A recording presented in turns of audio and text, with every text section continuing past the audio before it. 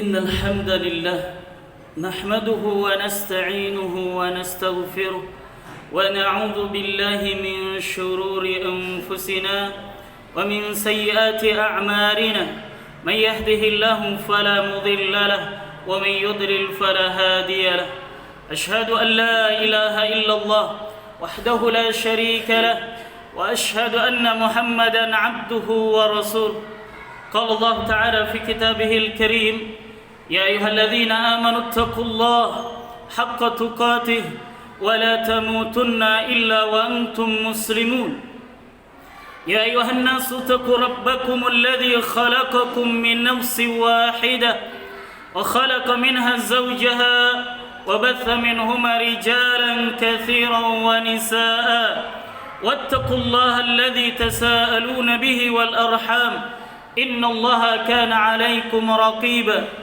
يا أيها الذين آمنوا اتقوا الله وقولوا قولا سديدا يصلح لكم أعمالكم ويغفر لكم ذنوبكم ومن يطع الله ورسوله فقد فاز فوزا عظيما اللهم صل وسلم على نبينا محمد وعلى آله وأصحابه أجمعين أما بعد Ikhwani kiram, saudaraku kaum muslimin yang mudah-mudahan dirahmati oleh Allah Azza wa Jal.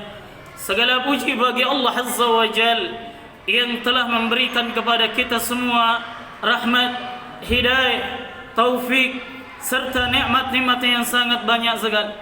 Dan segala puji bagi Allah Azza wa Jal yang sampai detik kali ini masih saja memberikan kepada kita kesempatan untuk bertakarrub, mendekatkan diri-diri kita yang hina ini di hadapan yang maha mulia, mendekatkan diri-diri kita yang kecil ini di hadapan yang maha besar, yaitu Allah Azza wa Jal.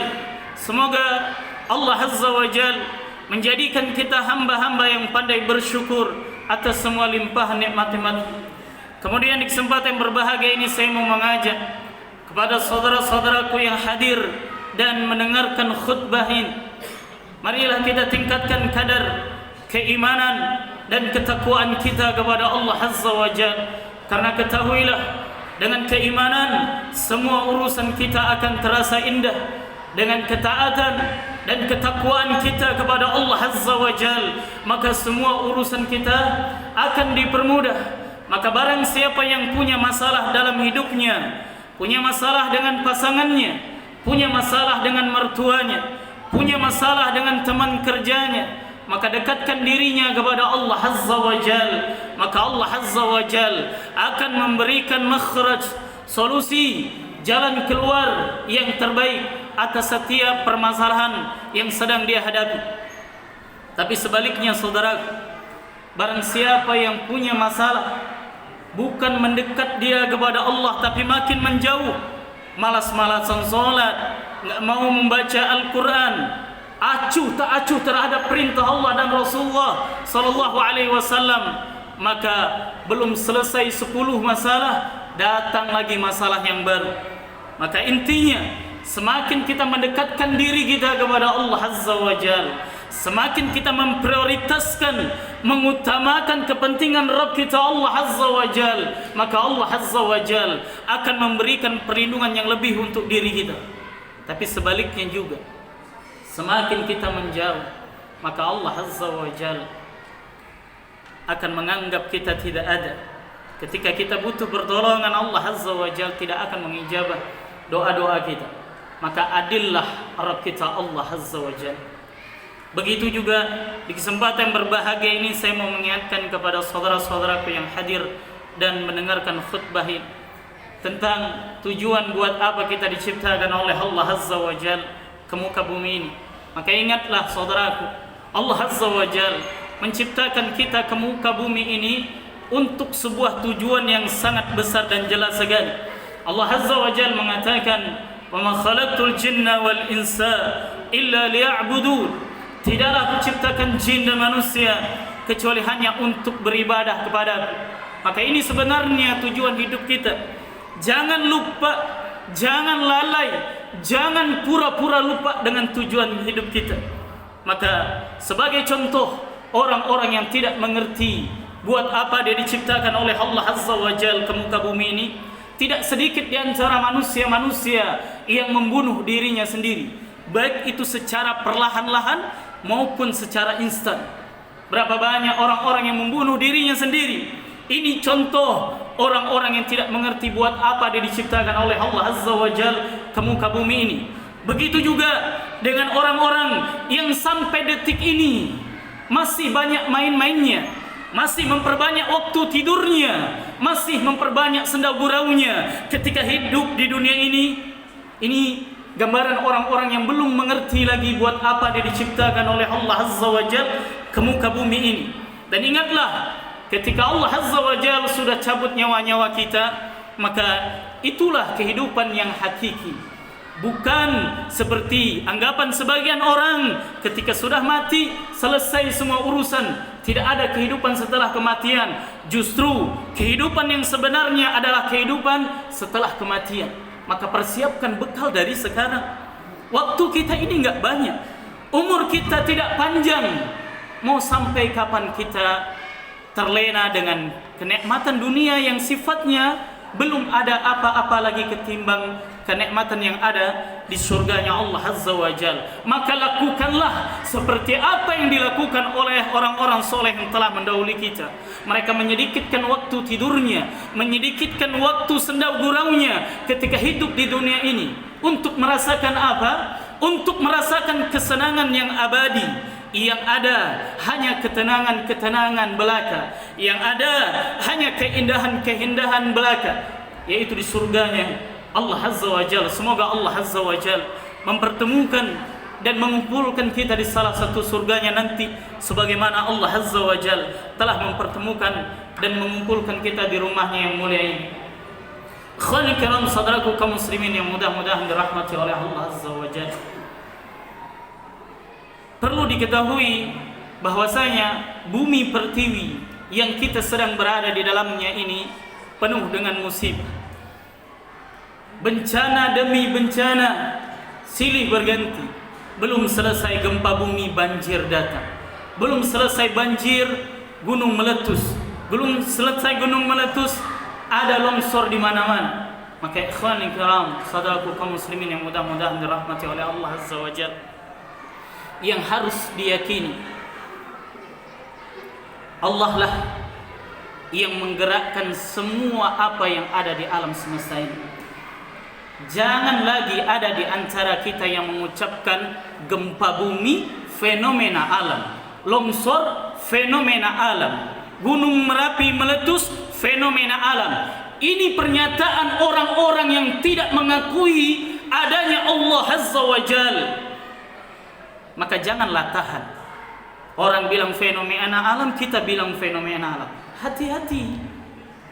Bukankah kita setiap harinya kita membaca Alhamdulillahi Rabbil Alamin. Kita mempersaksikan, kita memuji, segala puji bagi Allah Azza wa Jal, Rabb yang telah mengatur semua alam yang ada di alam semesta ini. Maka perhatikan, tidak ada daun yang jatuh di kegelapan malam yang penuh dengan gelap gulita kecuali Allah Azza wa Jal telah tetapkan untuk jatuh, telah izinkan untuk jatuh, baru dia jatuh. Ini bukti bahwasanya apa?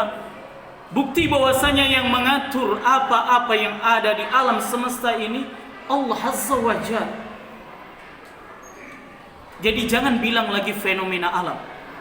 Ini pernyataan orang-orang yang tidak mempercayai adanya Allah.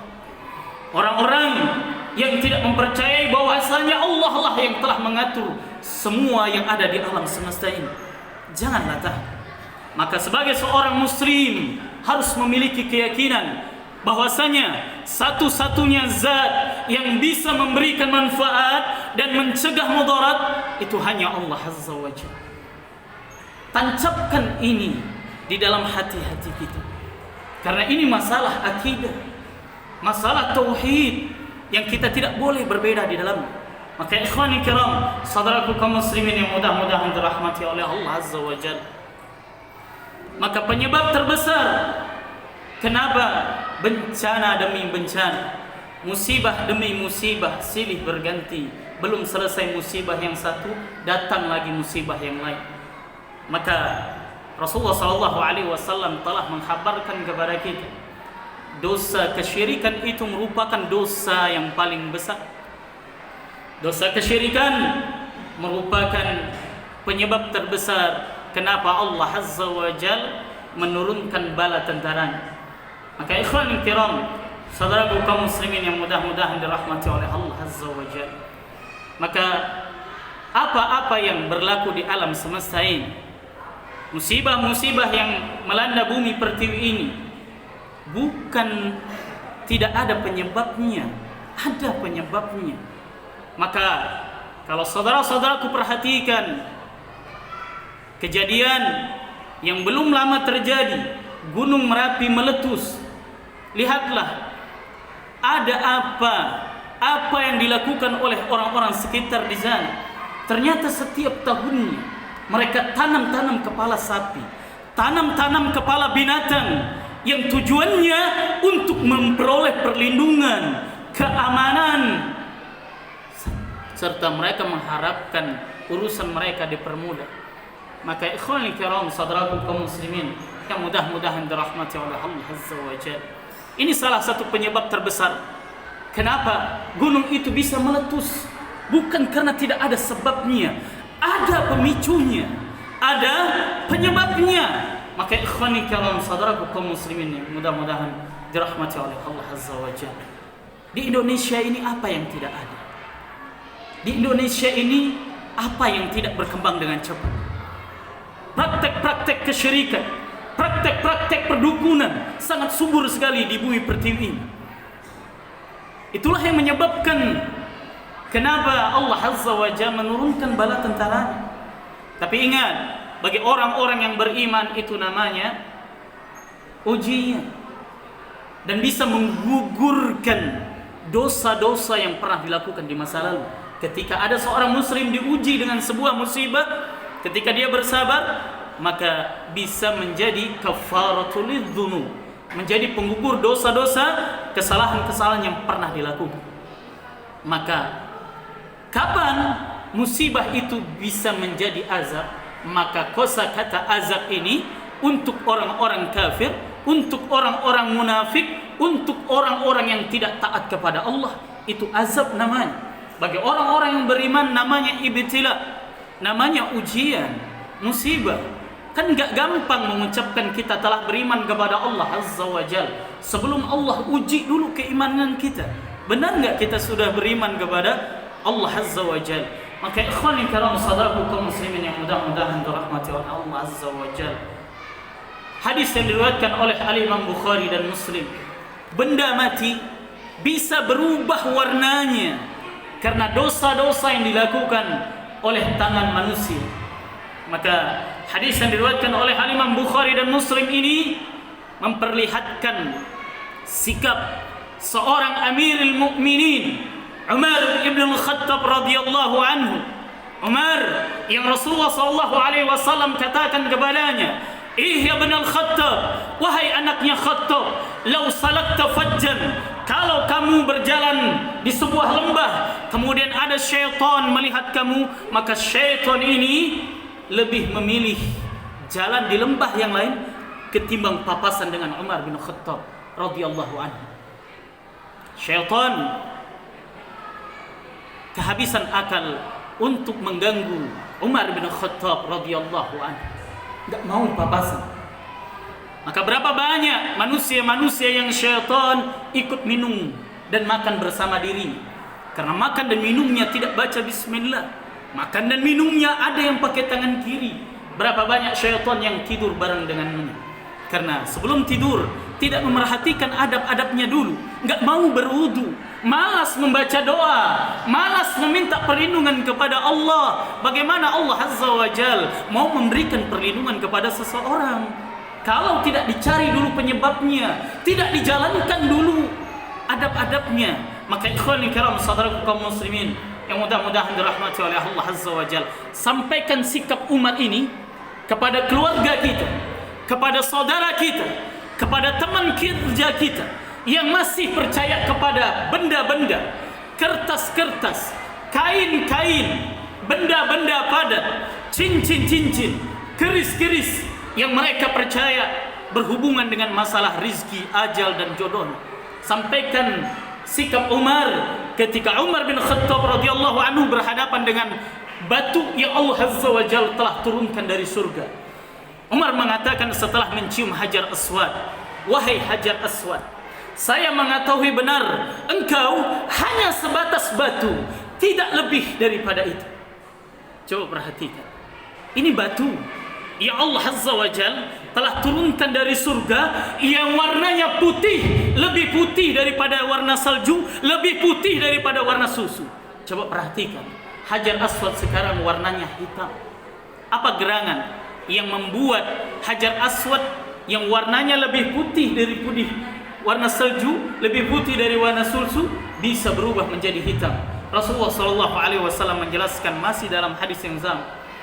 Karena banyak orang yang sudah menduakan Allah Azza wa Jalla, banyak orang yang berbuat kesyirikan, maka benda mati ini bisa berubah karena ulah anak cucu manusia. Coba perhatikan, benda mati bisa berubah warnanya karena dosa yang dilakukan oleh manusia. Kita tidak bisa bayangkan hati. Kita tidak bisa bayangkan hati kita ini bisa berubah juga. Benda mati saja bisa berubah. Makanya disebutkan dalam hadis yang sahih, kalau ada orang berbuat dosa, ada nuktoh, ada titik hitam dalam hatinya. Buat dosa lagi, tambah lagi titik hitamnya. Makin banyak dosa yang dia lakukan, kejadian sama kayak Hajar Aswad, bisa berubah menjadi hitam. Maka ikhwan kiram, saudaraku kaum muslimin yang mudah-mudahan dirahmati oleh Allah Azza wa Jalla, Umar bin Khattab mengatakan, dan saya mengetahui benar Hajar Aswad, kamu tidak bisa mendatangkan manfaat dan mencegah mudarat. Dan yang lebih mantap lagi perkataan Umar bin Khattab radhiyallahu anhu di akhir hadis ini, Umar mengatakan, seandainya saja saya tidak melihat Rasulullah sallallahu alaihi wasallam menciummu, wahai Hajar Aswad, niscaya aku tidak akan menciummu. Perhatikan saudaraku, sampaikan perilaku Umar, sampaikan sikap Umar yang ketika berhadapan dengan benda yang Allah turunkan dari surga. Kita tidak bisa bayangkan masih ada orang-orang yang mengkultuskan batu-batu cincin yang nemu di Kali Cisadane, Kali Ciliwung. Ini benda yang Allah turunkan dari surga. Umar biasa aja, gak ada pengkultusan, gak ada rasa penghormatan yang lebih, hanya sebatas batu saja, cukup sampai di situ. Maka ikhwani kiram, saudaraku kaum muslimin yang mudah-mudahan dirahmati oleh Allah Azza wa Jalla, sampaikan ini kepada tetangga-tetangga kita. Sampaikan hadis Bukhari Muslim ini, sikap Umar ini kepada teman-teman saudara-saudara kita yang masih percaya kepada kertas-kertas, tulisan-tulisan Arab gundul yang ditempel, simpan di dompet, tempel di pintu-pintu masuk, tanam-tanam di pojokan rumah. Sampaikan ini. Benda-benda seperti ini tidak ada hubungannya dengan kehidupan kita. Yang ada merusak akidah kita, iya. Maka solusi yang terbaik, tinggalkan semua aktivitas perbuatan yang bisa menduakan Rabb kita Allah Azza wa Jalla.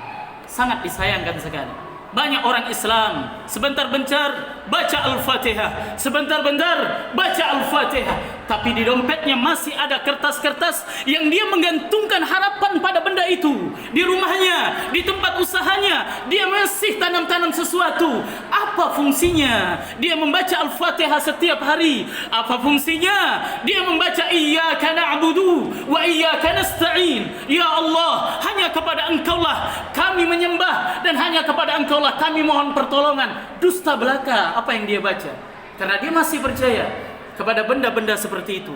Maka ajarkan risalah tauhid, perkara tauhid ini kepada anak-anak kita. Jangan sampai keturunan kita ada yang menduakan, ada yang berdoa, ada yang berharap kepada selain Allah Azza wa Jal. Semoga Allah Azza wa Jal mengampuni dosa-dosa yang pernah kita lakukan di masa lalu, dan semoga Allah Azza wa Jal selalu memberikan hidayah dan petunjuknya kepada kita semua. Aqulu qawli hadza wa astaghfirullah li wa lakum wa li jami'il muslimin fastaghfiruh innahu huwal ghafurur rahim.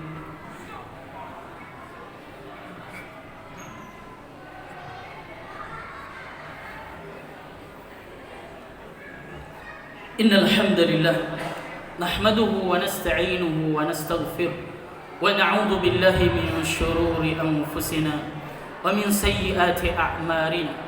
Man yahdihillahu fala mudilla lahu wa man yudlil fala hadiya lahu. Ashhadu an la ilaha illallah wahdahu la sharika lahu wa ashhadu anna Muhammadan 'abduhu wa rasuluh. Allahumma shalli wa sallim ala nabiyyina Muhammad wa ala alihi wa ashabihi ajma'in. Amma ba'd. Ikhwani kiram, saudaraku kaum muslimin yang mudah-mudahan dirahmati oleh Allah Azza wa Jalla. Maka pesan singkat yang terakhir di khutbah kedua ini, maka perkuat akidah tauhid kita di zaman yang penuh dengan fitnah. Fitnah itu enggak kita cari, dia datang ke rumah kita. Hadiri kajian-kajian yang membahas masalah tauhid, masalah akidah. Karena ini penting sekali untuk diperdalam, penting sekali untuk digaji. Berapa banyak orang-orang yang salah menempatkan sesuatu pada tempatnya. Masalah fikih dia beribut. Satu kunut, satu enggak, satu bismillahnya dijaharin, satu enggak. Ketemu di jalan, teman yang ngucapin, tetangganya ngucapin salam enggak dijawab. Padahal itu wajib menjawab salam. Dan berbeda di dalam masalah fikih, para ulama mengatakan kalau ada orang salah memilih pendapat di dalam masalah fikih, ma'fu anhu, dimaafkan. Itu artinya tidak berdosa. Enggak jawab salam, enggak senyum, enggak salaman ketika bertemu, itu dosa. Tempatkan sesuatu pada tempatnya. Mau sampai kapan kita beribut masalah fikih? Ngaji terus masalah fikih, ngerasin hatinya. Bukan tidak penting, diskusi boleh, debat hindari. Jangan seperti itu. Tempatkan sesuatu pada tempatnya. Apa yang kita bahas? Mulai dari kelas 4 kelas SD, sudah punya anak 4, sudah punya cucu, itu terus yang diributkan. Giliran ada tetangganya manggil dukun, giliran ada tetangganya percaya kepada peramal, giliran tetangganya ada yang enggak sholat jamaah, dibiarin. Itu masalah pokok. Itu yang harus diperjuangkan, ikhwani. Saudaraku kaum muslimin yang mudah-mudahan dirahmati oleh Allah Azza wa Jalla. Dan sampaikan risalah tauhid. Sampaikan risalah tauhid ini kepada anak-anak kita. Bukan dengerin ceramah ustaz. Duduk dengan anak kita, sampaikan perkataan apa yang pernah disampaikan oleh Luqman kepada anaknya. Beliau mengatakan, "Ya bunai, la tusyrik billah, inna syirka la zulmun azim." Wahai anak, jangan kamu menduakan Allah, jangan kamu berbuat kesyirikan. Sesungguhnya kesyirikan merupakan dosa yang paling besar. Sampaikan ini kepada anak cucu kita, agar ini menjadi hujjah di hadapan Rabb kita Allah Azza wa Jalla, bahwasanya kita sudah pernah menyampaikan risalah tauhid kepada keturunan kita. Semoga Allah Azza wa Jalla menjaga akidah dan tauhid kita dari perbuatan-perbuatan yang bisa menghapuskan semua amalan-amalan soleh yang pernah kita lakukan. Dan semoga Allah Azza wa Jalla segera mengangkat semua musibah, bencana-bencana yang ada di bumi pertiwi ini. Dan semoga Allah Azza wa Jalla melindungi kaum muslimin, saudara-saudara kita dimanapun mereka berada. Ibadallah, innallaha wa malaikatahu yusalluna 'alan nabi ya ayyuhalladzina amanu sallu 'alaihi wa sallimu taslima. Allahumma ighfir lil muslimina wal muslimat wal mu'minina wal mu'minat al ahya'a minhum wal amwat ya qadiyal hajat. Allahumma ya muqallibal qulub thabbit qulubana ala dinika fi ta'atik. Allahumma ya musarrifal qulub sarrif qulubana ala dinika fi ta'atik. Allahumma innaka 'afuwun tuhibbul 'afwa fa'fu 'anna ya rabbal 'alamin. Allahumma ansur ikhwanana al-mujahidin fi kulli makan. Allahumma ansur ikhwanana al-mustad'afin fi kulli makan. اللهم انصر إخواننا المستضعفين في كل مكان يا رب العالمين. ربنا آتنا في الدنيا حسنة وفي الآخرة حسنة وقنا عذاب النار. عباد الله، إن الله يأمركم بالعدل والإحسان وإيتاء ذي القربى وينهى عن الفحشاء والمنكر والبغي يعظكم لعلكم تذكرون. أقيموا الصلاة.